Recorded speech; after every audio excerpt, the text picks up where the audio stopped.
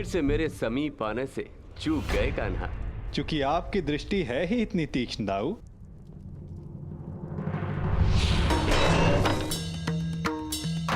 यदि रक्षक की दृष्टि तीक्ष्ण ना हुई तो शत्रु का कार्य सरल हो जाता है कान्हा। और मेरी दृष्टि से आज तक कोई भी दुश्मन की परछाई बच के नहीं जा सकी आज तक, और मेरे प्रहार से शत्रु के प्राण।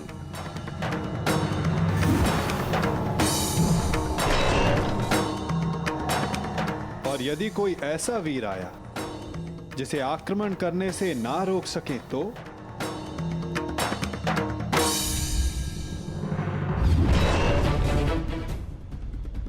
यदि वो कोई मनुष्य हुआ तो अपने काल को पुकारेगा।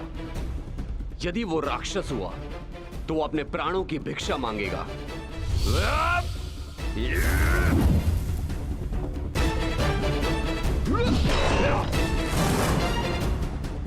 और यदि वो देवता हुआ तो वो पछताएगा कि उसने अमृत पान क्यों किया। और यदि आक्रमण करने वाला देव दानव मनुष्यों से अधिक शक्तिशाली हुआ तो? द्वारिका की रक्षा कैसे होगी दाऊ? तुम्हारे और मेरे रहते हुए भला द्वारका की ओर कौन खड़ा रह सकता है?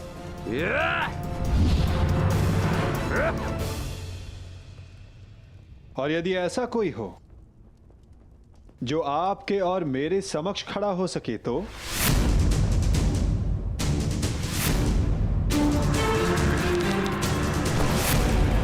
क्योंकि जिसका सामना हमसे होने वाला है दाऊ, वो स्वयं में एक पहेली है।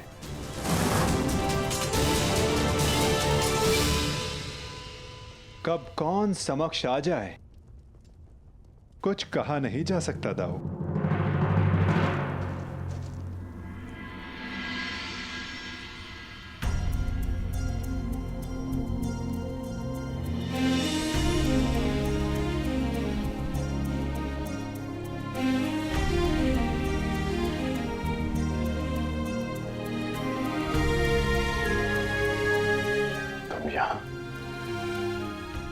हाँ, सुना है तुम दिग्विजय पर जा रहे हो,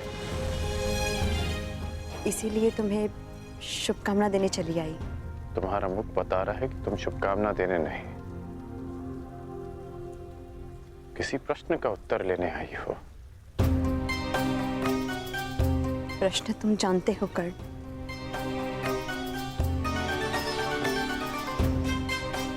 जानता हूं कि मेरा लक्ष्य क्या है,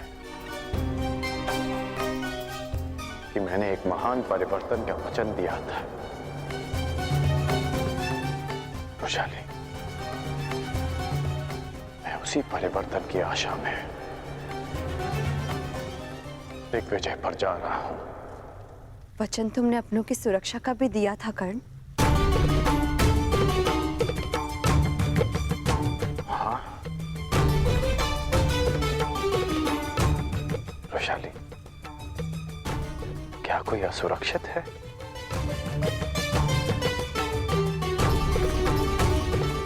किसी को उसके अधिकारों से वंचित किया गया है क्या? हाँ, तुम्हारे अपनों में तुम्हारे राज्य के निवासियों के अतिरिक्त कोई और भी सम्मिलित है कर्ण।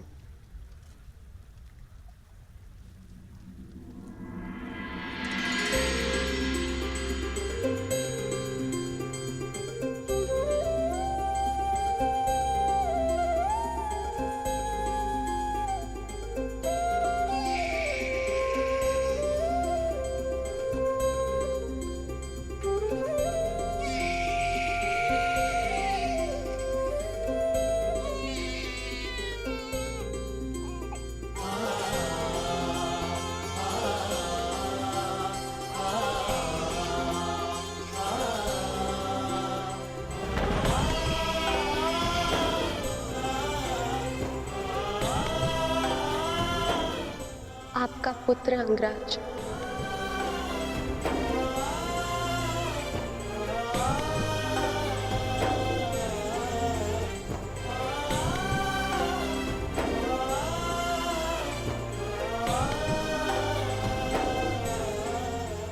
इसका नाम क्या रखा? नामकरण अभी किया नहीं, पुत्र के नामकरण का अधिकार उसके पिता को होता है।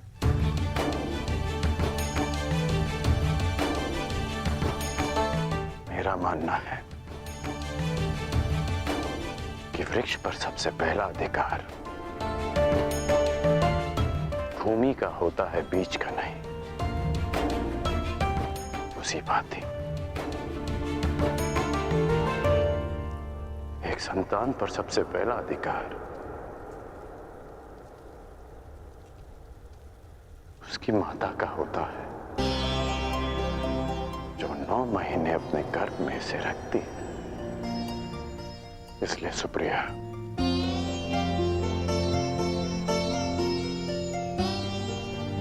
इसका नामकरण तुम करोगी। ऋषिकेतु।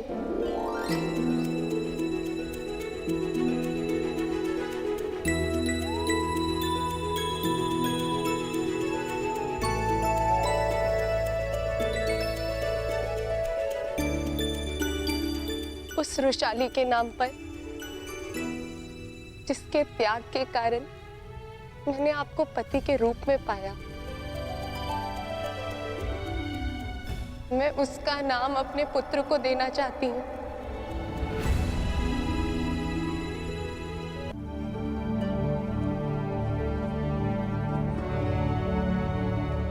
अद्भुत।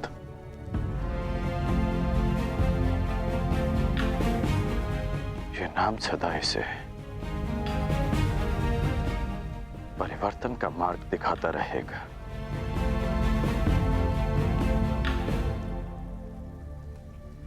सुप्रिया,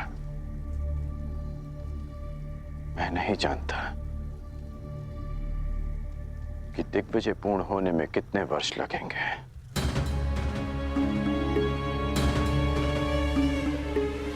कदाचित हमारा पुत्र बालक से युवा हो जाएगा। तुम इसका ध्यान रखना।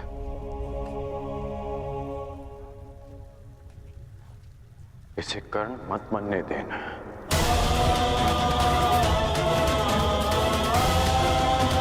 आवश्यकता पड़ने पर इसे वचन तोड़ना भी सिखाना।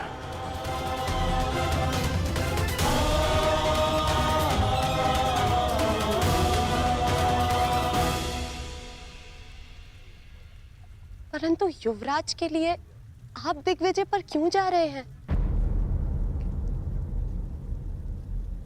मैं युवराज के लिए नहीं, परिवर्तन के लिए जा रहा हूं। मेरी इच्छा है कि मेरी संतान एक नए भारत में पले, परिवर्तित भारत में, जहां कोई अन्याय ना हो, अत्याचार ना हो, कोई भेदभाव ना हो, जहां श्रेष्ठता जन्म से सिद्ध ना हो, अपितु कर्म से सिद्ध हो, जहां किसी और कारण को नियमों में बांधकर एक स्त्री का चीरहरण ना देखना पड़े।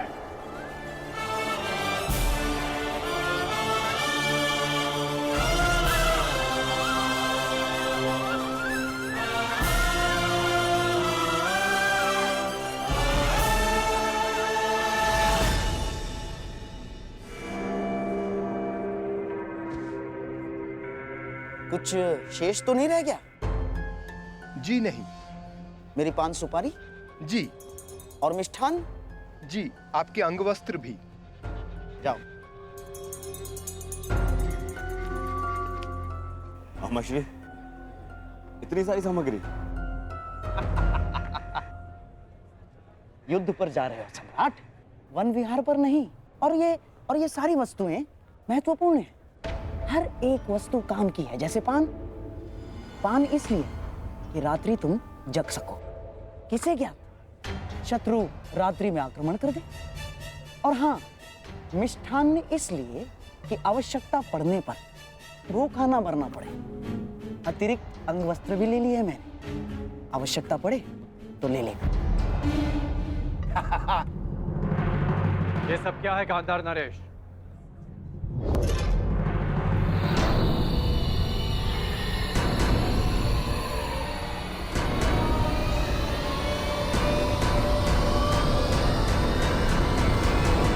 ये कैसा प्रबंध है? ये ऐसा प्रबंध अंगराज कि मैं और मेरा सम्राट दुर्योधन तुम्हारे साथ इस दिग्विजय यात्रा पर चलेंगे।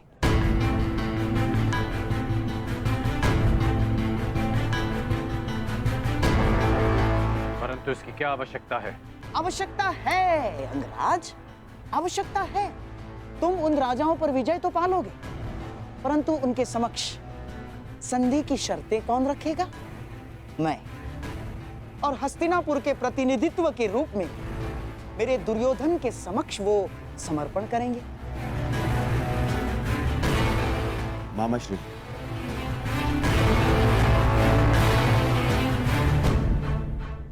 मित्र, मैं केवल इसलिए चल रहा हूं ताकि अपनी आंखों से तुम्हें सभी राजाओं पर विजय प्राप्त करते हुए देख सकूं। परंतु यदि तुम नहीं चाहते कि मैं साथ चलूं, तो हम नहीं जाएंगे। नहीं युवराज, आपकी इच्छा, इस सेवक के लिए आदेश है, मुझे कोई आपत्ति नहीं। तो ठीक है, हम दिग्विजय यात्रा का प्रारंभ द्वारका से करेंगे। पांचाल दिग्विजय यात्रा पांचाल से आरंभ होगी।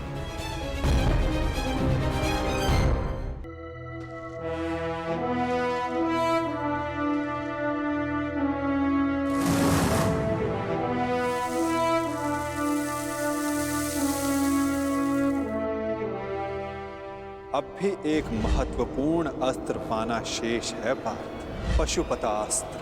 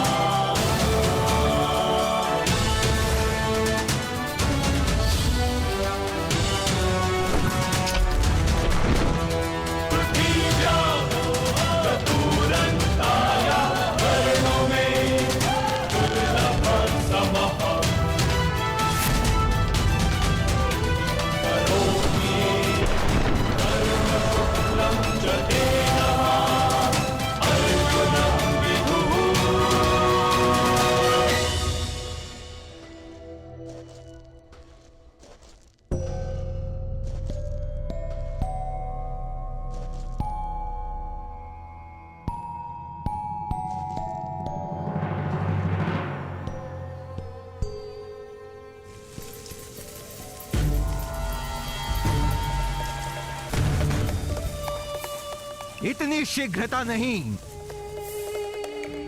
मेरा लक्ष्य तुम्हें हानि पहुंचाना नहीं है, मुझे मार्ग दो। मार्ग में आए हो तो बिना युद्ध किए नहीं जा सकते। जो कुछ उस कुरु सभा में हुआ, उसके पश्चात पांचाल विष उगलने को तैयार होगा। और इससे पहले पांचाली के पिता अपनी पुत्री के अपमान का प्रतिकार करें, हमें उन पर आक्रमण करके उन्हें निशक्त करना होगा।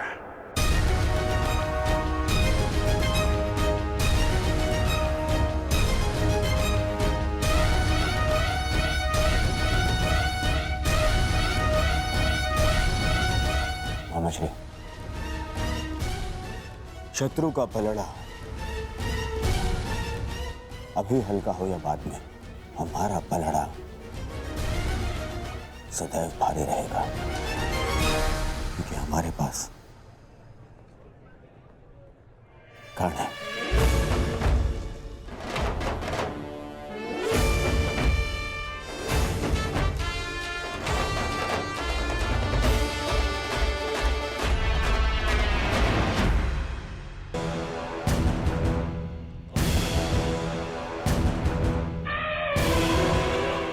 नियमानुसार आक्रमण से पूर्व हमें पांचाल को चेतावनी देनी होगी। आक्रमण से पूर्व उन्हें समर्पण का अवसर देना आवश्यक है। मामाश्री, कहीं ऐसा ना हो कि हमारी दिग्विजय से पहले अर्जुन दिव्यास्त्र प्राप्त कर ले। इसीलिए तो मैं पहले द्वारका पर आक्रमण करवाना चाहता था दुर्योधन। परंतु चिंतित ना हो, पशुपतास्त्र पाना कोई सरल कार्य नहीं। मार्ग में बहुत सी बाधाएं भी हैं सम्राट। मैं तुम्हें हानि नहीं पहुंचाना चाहता, परंतु मुझे मेरा मार्ग भी बनाना है।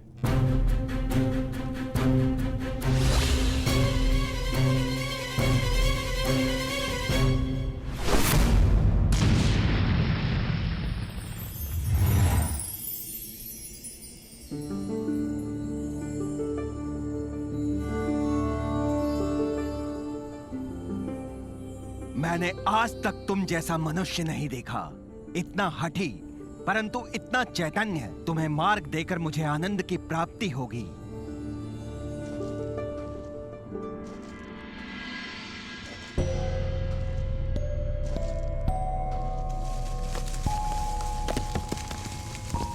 कौन है?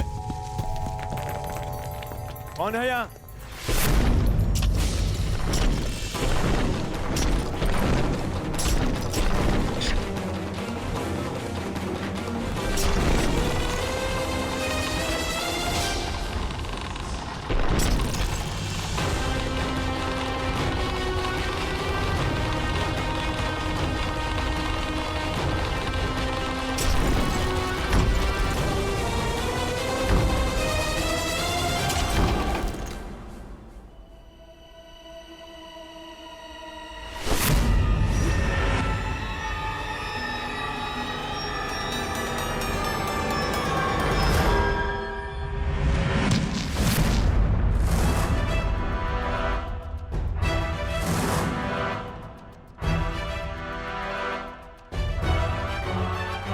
ये तो महागुरु परशुराम के शिष्य का संदेश है,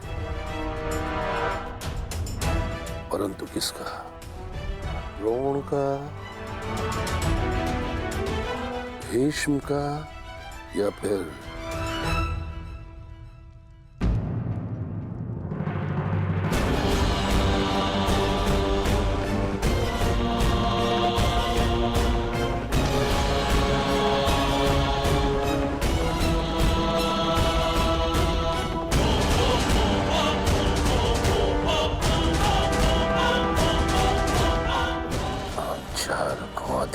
स्वीकार नहीं है।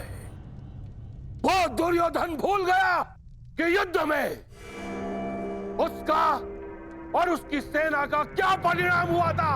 अपने गुरु द्रोणाचार्य के लिए गुरु दक्षिणा लेने आया था वो, परंतु हमने स्वयं उसे उसके प्राणों की दक्षिणा दी। जिस हस्तिनापुर में हमारी पुत्री का अपमान हुआ, उस हस्तिनापुर से संधि कदापि नहीं। अपनी पुत्री के अपमान का प्रतिशोध हम लेंगे।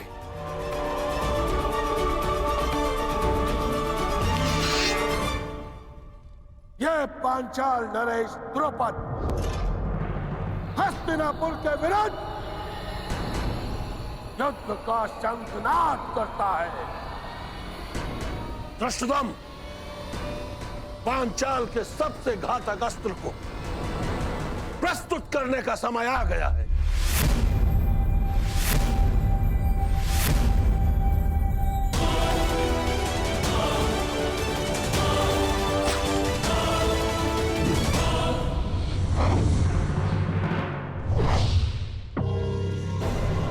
मुझे लगता है कि अपने दामाद पांडवों का परिणाम देखकर पांचाल नरेश संधि कर ही लेंगे।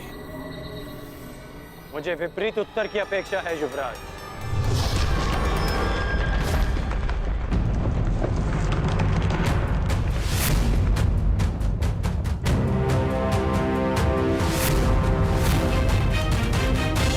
पांचाल नरेश का उत्तर आ गया युवराज।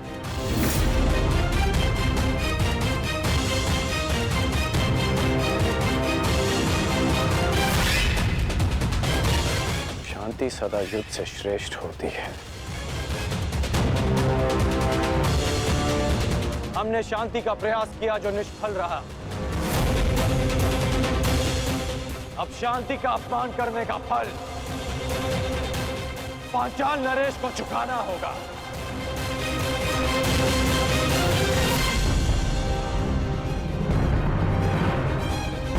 अब जब युद्ध निश्चित है अंगराज, तो सावधान रहना। कदाचित आपने पांचाल के मायावी योद्धा के विषय में नहीं सुना है। मायावी योद्धा? हाँ अंगराज, मायावी योद्धा, द्रुपद की सबसे बड़ी शक्ति।